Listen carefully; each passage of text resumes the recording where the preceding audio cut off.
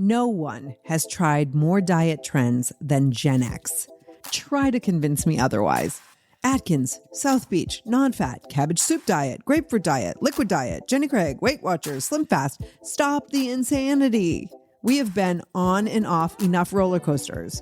I refuse to contribute to it. Today, you'll meet a guest who absolutely relates and teaches us how to appreciate our bodies as they are right now in this moment. And for those of us who want to become even stronger and have greater balance that will carry us over the next 3 decades or so, she will help us with that too. Plus, we invite you to an online event happening this week that will help you turn any life challenge into an opportunity. I'm Jackie McDougall, and this is the Grown Ass Woman's Guide. Rachel Cosgrove is an Ironman triathlete and has been to the World Championships on Team USA for triathlon. She co-owns and operates Results Fitness in the suburbs of Los Angeles and Results Fitness University, where she and her husband consult, speak, write, and work with hundreds of personal trainers around the world. Rachel has been featured in numerous magazines, including Women's Health, More Magazine, Women's World, Real Simple, Shape, and so many others. The author of The Female Body Breakthrough and Drop 2 Sizes, a proven plan to ditch the scale, get the body you want, and wear the clothes you love, Rachel is currently working on her 3rd book, Age Strong, the breakthrough fitness plan for women who want to feel empowered, athletic, and strong as they age. Rachel, like most of us grown-ass women, has shifted the way she sees health and fitness, definitely since her early days as a dancer. Where did you start and how have you evolved in your philosophy when it comes to being healthy? Oh, I've definitely had my struggles. And in my first book, I share my whole story of everything. I mean, all the way to an eating disorder, where I was trying to fit the mold, right? I grew up as a dancer. And of course, my legs weren't long enough. I was too muscly. I was too, whatever, right? Never quite that perfect body, right? And then you start to realize that, and one of the things that I like to say is that there's no such thing as a perfect body except the one that you woke up in. And literally your body is perfect, and realizing that over the years. So I definitely had my struggles myself. And then, working with clients over their journeys, my journey, learning that it's really about figuring out what I like to focus on is what do you want to be able to do? Like, who cares what you look like? What do you want to be able to do? And so recently it's, I've really gotten into obstacle course racing and just, things that I never thought I would be doing at now 48 years old, learning how to do the monkey bars, learning how to climb a rope. Like, these are the things I want to be able to do, And so, so I think for everybody, and maybe you're not looking to, do monkey bars or climb a rope, but maybe you're looking to go on a hike or maybe go on a trip to Europe and be able to walk all over, or maybe what are the things you want to be able to do? And as you start to focus on what you want to be able to do, then you start to want to take care of yourself and want to, be good to yourself. And that's really what it's about. It's taking care of yourself. And so it's definitely been a journey for me. And that's my goal, is to help other women to find happiness and find, stop beating themselves up. Cause it always breaks my heart when I hear somebody that, is down on themselves or like, I'm not perfect, or I'm not, where I want to be, or I want to lose weight. I want to, change my body. Like, no, today you woke up perfect. Now, if you want to, improve, that's totally okay. But don't beat yourself up. Yeah. Yeah. And I love that in creating goals of things you want to do, because I think then you're doing the actions are all for yourself, not to please or to fit in to somebody else's idea of what perfect is. So how have you seen, because I want to get a little sneak peek of your upcoming book, because it sounds really fascinating, but how have you seen evolution through the books that you've been writing? I mean, do you ever look back and go, oh, I can't believe I said that, or I said that based on what information I had at the time or who I was at the time? Yeah, sure. And I definitely, over the years, I was focused on helping women to lose weight, helping women to drop 2 sizes. I have a book that's titled Drop 2 Sizes. And that book, actually, I originally wanted that book to be called Get Off the Scale, interestingly enough. But Women's Health, it's a Women's Health branded book. So Women's Health Magazine, who does their target market research, spends a lot more money on it than I do, said, the problem is that women don't want to get off the scale. So if we title the book Get Off the Scale, nobody's going to buy it and you're not going to help anybody. So there is, like, you have to find that speaking the language of the person you're trying to help, right? And so that's where the book is titled Drop Two Sizes. And it does, over and over again, I have helped women too, if you want to drop two sizes. Yeah. And my whole premise of it is through strength training and through building muscle, not about the scale, not about losing weight, about getting stronger, gaining muscle while you're losing fat and your body changes for the long term. So, really changing some of the language. I think, we no longer call it our drop two sizes challenge, like it's not about that. It's on even, I don't even care if you drop two sizes. It's really about building the muscle, losing the fat, starting to get yourself shifted off of looking for this certain weight you want to weigh, looking at a scale and going, I need to weigh what I weighed in high school, or, like it's like these crazy things that people think, and I'm like, we're a different person. We're a different body. Like you're in your 40s or you're in your 50s. You are who you are right now. Let's do what we need to do today to be better tomorrow. So now we call it our, 90-day breakthrough challenge. It's more of making a breakthrough, right? About finding a new way forward so that you can sustain it for the long term. Right. And I think, if I could take a half a second to talk to the listener for a second, like, how about we, including myself, stop falling for the BS marketing, right? Because that's why Drop Two Sizes did well. That's why women buy it. Because women want that. Yeah. We want a quick fix. Tell me what to do.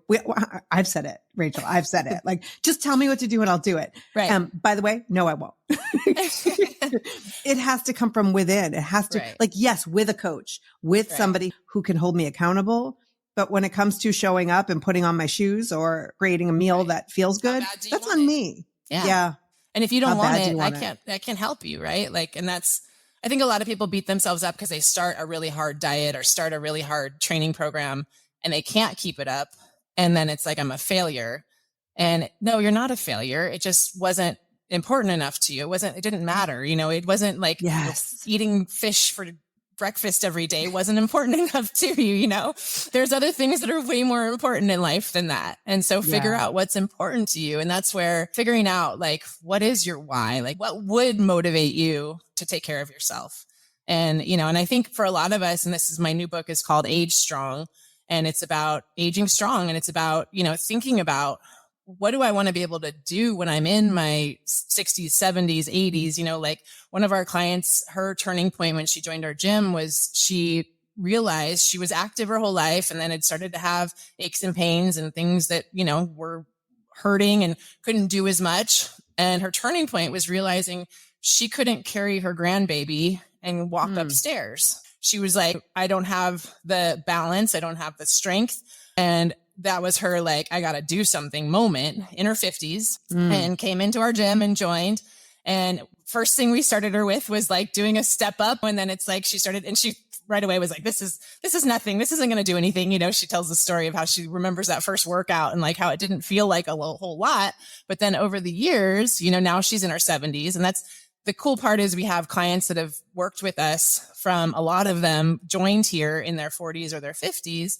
And now they're in their 60s or 70s and they've been putting strength training as the priority. So they're getting stronger. They're looking at, lifting more weight. They're looking at, being able to do more things. They're not looking at being less. It's not about weighing less or, being smaller. It's about doing more, right? It's about lifting more and how much can I lift and can I do a push up and can I do a chin up and, what else can I do? And so now she's the grandma now who jumps in and plays volleyball with her grandkids instead of sitting in the stands. She talks about how she like went to go see her kids play in their volleyball game. And she realized all of the older people were sitting at the bottom because they were nervous about hiking up the bleachers, because there's like for balance. And she was like, I hiked right up those bleachers and I got a really good seat and I got to sit where I wanted to. So those are like, when you think about what are the things you want to be able to do, if we don't start in our 40s or 50s, start to put ourselves as a priority and start to really make sure that we're able to maintain our strength and maintain our function and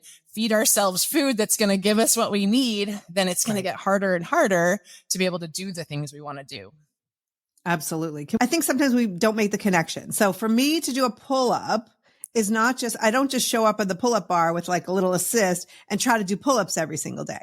I do strength training. And for me to try to get from the floor up without using my hands and back down to the floor, I use strength training, not just continue to do that. So can you tell me, like, why are we using strength training in order to be able to do other things that have nothing to do with weights? Again, strength training is really about putting a demand on your body that it's not used to and getting stronger, right? So your body adapts to, our bodies are so smart. Like our bodies will, our bodies figure it out. And it doesn't matter what age you are, your body can get stronger. So if you lift a little more weight today than you lifted yesterday, your body will build muscle and you will get stronger. And that's just it.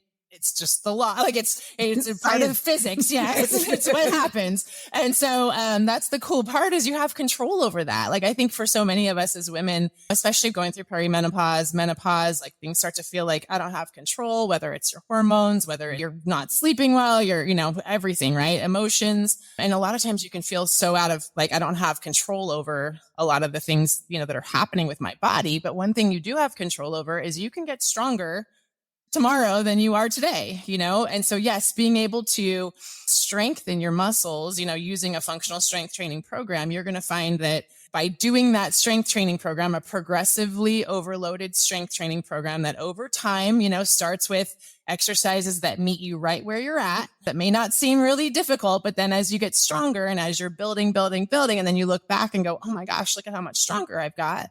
And then you go to get your Christmas decorations down and you're like, hey, look at me, right? Like I just did that. Like I couldn't do that last year. And so it shows up in places that you're like, wow, I just got off the floor really easy. I didn't expect that. Wow, I just hiked up the bleachers to, watch my kids play in their game. And I couldn't do that before. And that's what strength training by getting strong. And it's not just strength, it's balance, right? So that's one of the things we lose. Power, is really important. One of the first things we lose is our power output. So being able to move quickly. So, and that's why so many people end up falling. I mean, falling is usually one of the first things that, really puts people on a downward spiral. When we start to fall by being able to put your foot out and catch yourself, that's actually power, being quick, right? Being able to move fast. And people don't think about that, I don't need power. Like, what do I need power for? Like, you need it to be able to react and move, right? So the quicker we can keep ourselves able to move, the more we're going to be able to do till we're, 100, right? Right. I'm 52 and I see friends on Facebook getting new knees, getting new hips. And so I can imagine a little crazy to see people like, oh, you're my age and you're getting a new hip. That's what?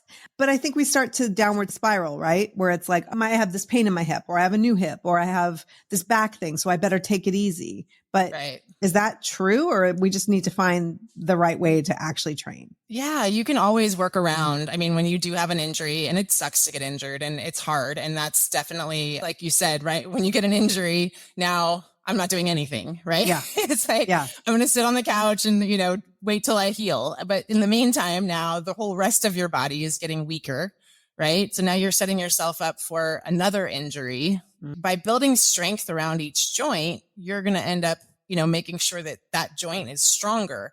And so if you are at a point where maybe you played sports, your joints are just done and you need a knee replacement. If you go into that surgery already with more muscle, more strength, you're going to do better. Your rehab is going to be better. So a lot of times people think, oh, I'm having surgery. I'll wait till after my surgery to start exercising.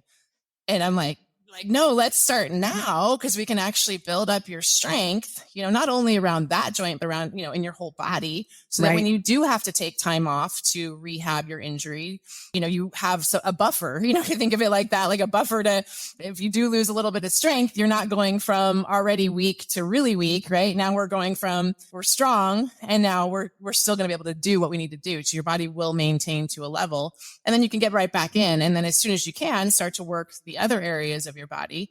And our body does want to keep things in balance. So if you do, like, let's say we have an arm injury on one side, if we work this side, it will actually help to keep these muscles stimulated. Your body will go ahead and try to keep up, right? So it won't be as much, but it will keep it. The nervous system will tell this muscle, hey, don't let this one get that much stronger than this one, basically.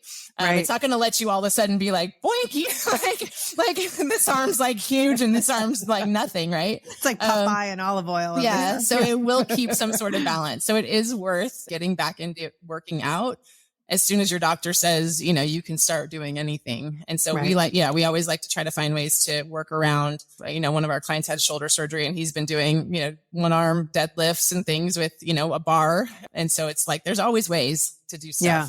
Yeah. So if someone doesn't live in our area, so we live in the same community, or they like to do things at home, what are some of the things, like if they're not ready, so we got to meet them where they are, right?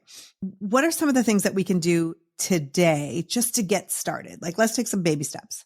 Sure. So, the basic movements of the human body, we have squatting. So, by doing the basic movements, so squatting, lunging, pushing. We talk about push-ups, and maybe you're not ready to go down on the floor and do a push-up, but if there's a wall, that you can do a push-up against, that's the push-up, so then slowly we would gradually want to get you down to the floor. So pushing and then pulling, which is going to be the hard thing, is, doing a pulling exercise in your home. You'd have to probably get some dumbbells or, a TRX or something in your home that you do.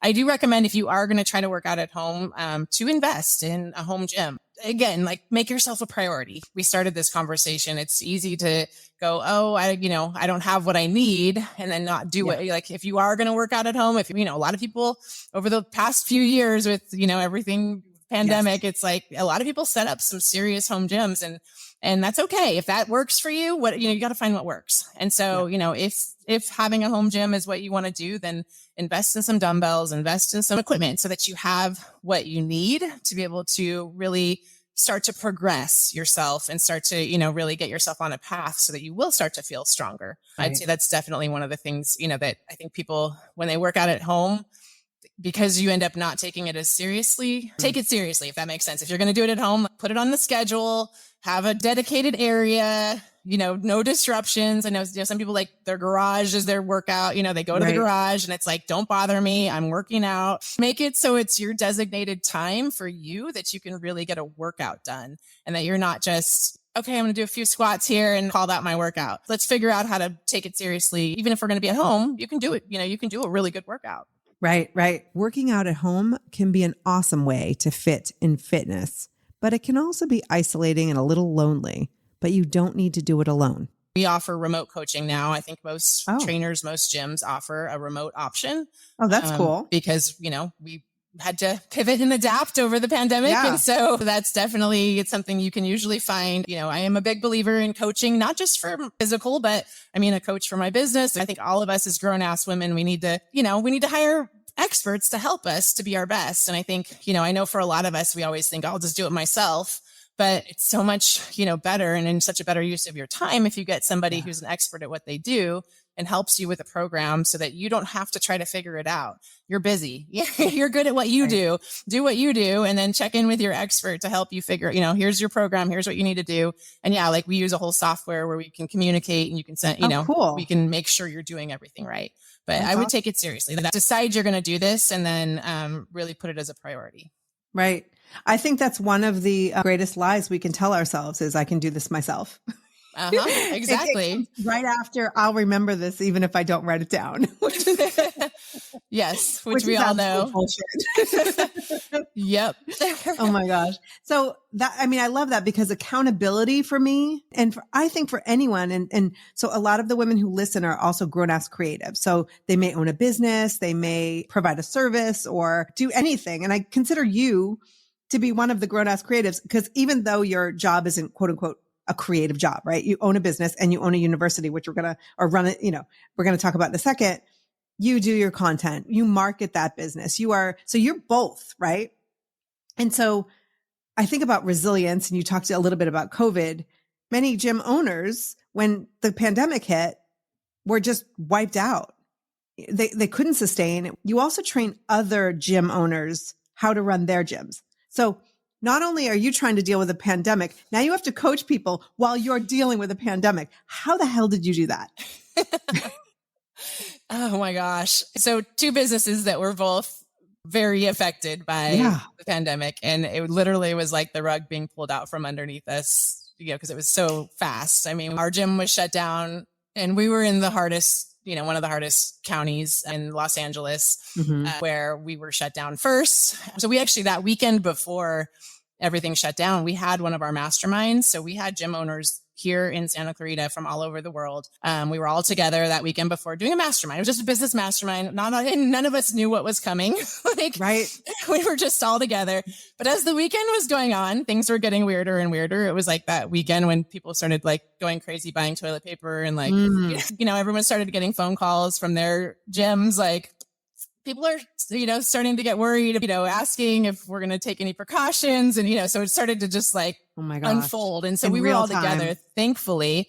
Definitely going through it together was part of the power, and again, find the people that can help you, because don't try to do stuff alone. Yeah. And then we had a software that we had been looking into. So luckily we had already been looking into this, switching over to technology to deliver our programming. And it was something that we had presented it to our mastermind group that weekend, and they all were kind of like, I don't know, it's a lot. Like we'd have to get iPads. It's a whole thing. And so thankfully we had already done all the research and we were ready to go with this software. So literally Monday morning when everyone got back to their gyms, and then our gyms started to get shut down. Ours was first. And then it was like, oh my gosh, we just got shut, one after the other. Right. We uploaded the software. I shot all of the exercise videos that day.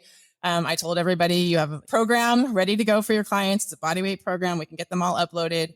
All of us just had our clients come get equipment, and we set them all up with a program on our new software. And so we had everything ready to go. As an entrepreneur, those moments are definitely, it's exciting. As much as it sucked and I would never want to go through it again, I think when you get to have that opportunity to rise to the occasion and figure out how am I going to overcome this obstacle? I mean, it's like stuff that you never thought was going to happen. Luckily, we did have that software ready to go. So it was about already being on the lookout for what's coming next in our industry and already being ahead.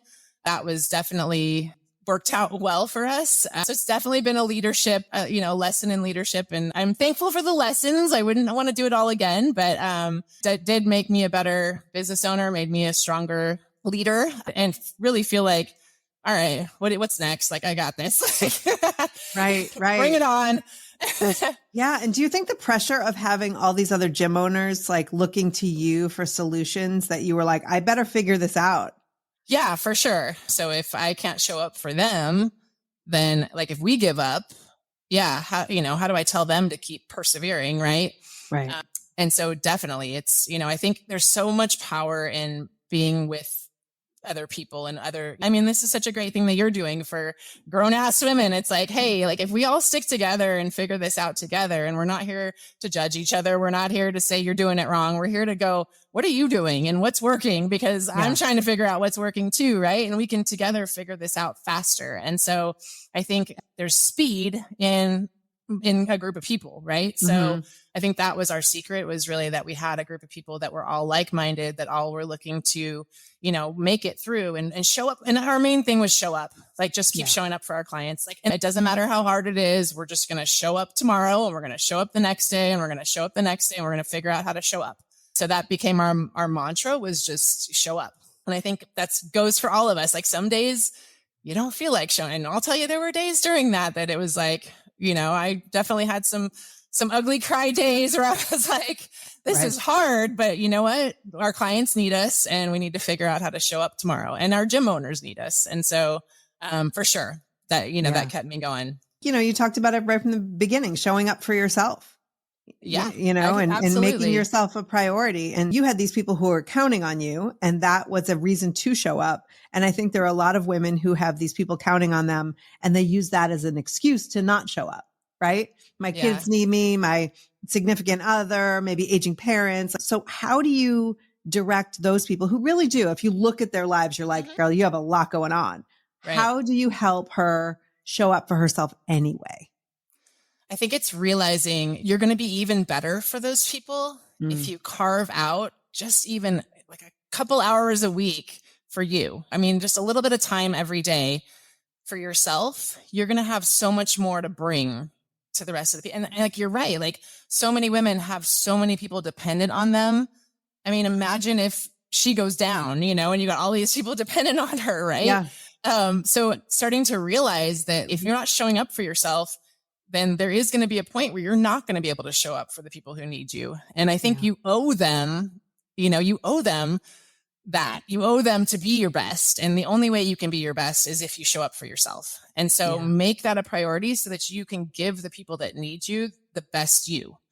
Otherwise, you're not giving them the best you. You're giving them the tired, I don't make time for myself. I'm frustrated with myself. Yeah. Like they don't want that person. They want the person who feels good. Right. And I think that's a hard shift to make. And until you start to go ahead and give it a try, I would say just give it a try. Like give yourself a period of time. Like, okay, for the next 3 months, I'm going to make myself a priority. I'm going to show up for myself. I'm going to put myself on the schedule to exercise. I'm going to, do what I need to do to take care of myself. And maybe it's just take 10 minutes to just meditate or do something that's going to make you feel better. Give yourself a set period of time and see how it goes, because I think that way, you've tried it and you start to realize, like once you start to connect that, oh my gosh, I have so much more energy. I'm so much more focused. Like when I'm with my kids or I'm with my parents who are, I am able to be there with them because I have so much more to give, and by taking this little hour in the morning, now I have all of this to give the rest of the day. And I think once you make that connection, then you'll never miss it, but I think it's just making that like, you got to connect that this is actually going to make me better at showing up for everybody else. Absolutely. And sadly, I think we have to do that trick, right? We have to say, oh, you'll be better for other people so that people will be good to themselves instead of just saying, you are worth it. You. Yeah. You're worth it. You are worth all of the effort and all of the benefits just as you are. But sometimes we've been trained as women, especially whether you're a parent or not, or it's like, if you're not giving to other people, do it for free, by the way, but give. And if you're not doing that, you're not doing enough. Right. So I think that's great. Like we have to. You have to fill your own tank. You can't pour from an empty tank. I think that's, they're just saying about that. And like you said, I think eventually you start to realize, oh, this workout is a non-negotiable. Like that is not getting moved. I'm not like that's happening. And that's, we have a lot of our clients that this is their reset. Like they come in, okay, now I can handle the rest of my day. Right. And you starts to become a non-negotiable for you because you realize how it's not about what you look like. It's not about losing weight. It's purely about, your like a mental state that it puts you in. Yourself. Absolutely. Yeah, to be able to go out and handle whatever else, is coming at you. Resilience and growth start with one thing, mindset. If you've been listening to the podcast for a bit, I volunteer for an organization called We Will Collaborative, Women Empowering Women in Leadership. We offer 4 low-cost online workshops per year with 100% of the proceeds going back to support organizations who make a huge impact in the lives of women. Our next workshop is this Friday, December 8th, entitled Turn Challenges into Opportunities, The 7 Secrets of Success. The speaker? Today's guest, Rachel Cosgrove. We would love for you to join us. There's a link for tickets in the show notes. Will you be able to help us with that mindset shift of looking at a challenge and seeing it as an opportunity? And how? You have to come to my talk to find out. Give him a tease. Yeah, it takes practice. And, I'm not going to say that in an hour presentation, I'm going to be able to, completely shift your mindset, but I am going to give you guys tools and strategies to start to put into practice because it does take, I think it takes repetition. It takes, every time we see a challenge, it's like every time we want to quit our workout, every time we want to, we start running and we go, I just want to quit and we don't, and we keep going. Right. And then you realize, oh, I feel good. I'm glad I kept going, builds confidence. And you got to train your mind. Like our mind is a muscle, and so if we don't train our mind to, when we see a challenge, instead of backing down, and going, oh, it's too hard, I can't do it. We rise up, and really shift into a superhero mindset. That's kind of, I always think of instead of a victim mindset. And I think, it's easy to go into that victim, like, oh, poor me. Oh my gosh, this is so hard. Oh, the economy's, so hard right now. My business is never going to be successful, or I'm never going to be in good shape, or whatever it is that you've fallen victim to, that you feel like, poor me, it's not going to happen. Like instead shifting into, okay, like that language needs to, like, we can't talk that way. If we believe it, it's happening, right? Like, you're right. You're not going to be successful and you're never going to get to where you want to be. And you're, because you're telling yourself that. Yeah. And so catching yourself, I mean, now, anybody listening to this, just start to realize the things you say to yourself and start to shift, anytime, just flip that conversation and catch yourself. And I think that's the first step, is just starting to catch, the things you're saying. I mean, it's amazing what women will say to themselves, things that they would never say to anybody else. Ever. And if they ever heard somebody saying it to one of their friends, they would be like, don't talk to my friend that way. Right. Yeah. Seriously. But no, it's okay to talk to ourselves that way. And so I think that's one of the first steps, is starting to realize, when you do see a challenge, how do you respond? And are you in a habit? And it is a habit, like whether you watched your mom do the same thing, or whether, it was by example, or over time you've learned that, oh, I see a challenge, I go into victim mode. And so it's going to take practice to start to realize, no, I have what it takes, and I can rise up, and I can figure this out. And there is a solution, and I just have to find the solution. I may need to get help. I may need to ask for help. Oh my gosh. But, there is a way through. That's what we want to start to think about. What we want to start to learn is that as women, there's always a way through. There's always a solution, and there's always help. There's always somebody who can help you. And it's finding who that person is that you need. Who do we need to meet? What book do we need to read? What's going to be the turning point for you to help you to overcome whatever current challenges you're facing? Life can get hard, like health challenges, family challenges, financial challenges. There's lots that can challenge you. And so it's starting to think over time, whatever the challenge is, how do I respond to this? Yeah, absolutely. So you made this bold and honest statement earlier that anyone at any age can be stronger. Do you also believe that mentally, like we all have it in us to be mentally stronger? Absolutely. I love, if you've read the book Mindset by Carol Dweck. Yes. She talks about a growth mindset versus a fixed mindset. Great book. And I think a true concept that all of us can shift to have a growth mindset. It's such an exciting thing when you realize the power of your mind and the power of realizing that, yeah, you can change the way you think. You can become the positive person that, maybe you've never been, or the success-minded person that, you never thought you had in you. Like, anybody can. It's just a matter of making that decision. Right. And we're not talking toxic positivity here. We're not like everything is wonderful and be positive, be positive. Like you very much addressed that things were hard. And you acknowledge that things are hard in this area or that area or whatever. And I think that's the key for me, is to go, oh, this is hard. And whatever comes after that, it's not like, next? And what's next? And what can I do about it? And what are the solutions? And who are the people I can turn to? All of those follow-up questions. It's not the absence of difficulty. Right. Yeah. And every difficulty is what is going to make us stronger. And you learn so much about yourself. I learned so much about myself over these last couple of years. I want to help more women to realize their potential, to realize that they can. I think for so many years, so many of us as women have been told we can't. And I think as we start to more and more realize all of the you can't, what can I do? Really looking for what's next for you. I mean, it's exciting when you start to realize the possibilities. Yes. At any age. Any age. It's so exciting. Yeah. Absolutely. Connect with Rachel on Instagram at rachelcosgrove.co and on her website, rachelcosgrove.com. And if there's one thing you take away from this episode, it's this. If you've doubted yourself, if you've found yourself feeling like all odds are stacked against you and, it's hard, maybe life has gotten really hard. Maybe you have a lot of people depending on you who need a lot from you and you're feeling empty. What can you do today to start to fill your own tank? What can you do today to make yourself a priority and really carve out that time for you? And like you said, you're worth it. You're absolutely worth it. And don't wait until, I think that's the big thing is I'll start in January. I'll start, after the holidays. That's how a lot of us think, it's like, I'll start on Monday. If you find yourself saying, I'll start another day.